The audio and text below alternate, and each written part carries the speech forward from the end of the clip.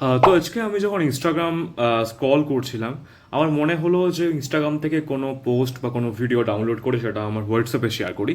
কিন্তু আপনারা সবাই জানেন যে হোয়াটসঅ্যাপে যখন আমরা কিছু শেয়ার করি তখন কিন্তু সেটার কোয়ালিটি কিন্তু অনেক খারাপ হয়ে যায় এবং সেই ভিডিওটা দেখতে একদম ভালো লাগে না। তো আজকে কিন্তু সেটার জন্য একটা ট্রিক দেখাবো আমি আপনাদেরকে, যে ট্রিকটা কিন্তু খুব ইন্টারেস্টিং একটা ট্রিক হতে চলেছে, যে আপনারা কি করে হোয়াটসঅ্যাপ স্ট্যাটাসে এইচডি ছবি বা ভিডিও আপলোড করতে পারবেন। এই ট্রিকটা হয়তো অনেকেই জানেন, আবার অনেকেই জানেন না। যারা জানেন না, আমি তাদের জন্য বানাচ্ছি ভিডিওটা।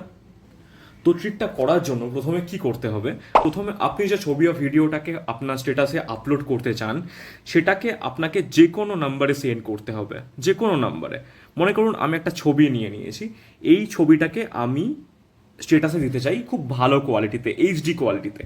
তো প্রথমে আমি কি করব, আপনার কন্ট্যাক্টে যে কোনো কন্ট্যাক্টকে, মানে যে কাউকে ছবিটা পাঠাতে হবে আপনাকে। আর আপনি যে ক্যাপশনটা দিতে চান সেটা এখানে লিখে দিতে হবে। যেমন একটা ক্যাপশন, যে কোনো একটা ক্যাপশন দিয়ে দিচ্ছি।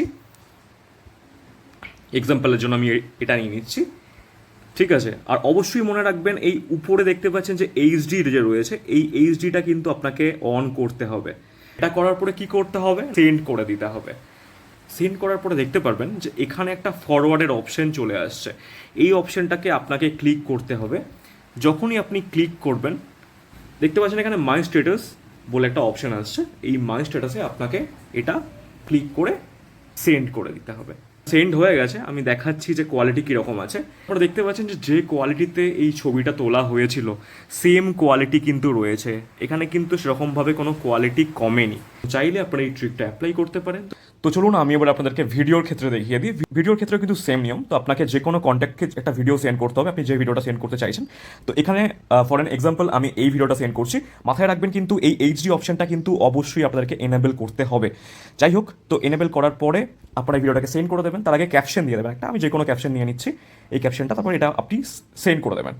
তারপরে এটা আপনি সেন্ড করে দেবেন। সেন্ড হয়ে গেছে, দেখতে পাচ্ছেন এখানে সেন্ড হচ্ছে, সেন্ড হয়ে গেছে। সেন্ড হওয়ার পরে এই যে এই অপশনটা ফরওয়ার্ড, যে অপশনটা আসছে ফরওয়ার্ড অপশনে আপনাকে ক্লিক করতে হবে।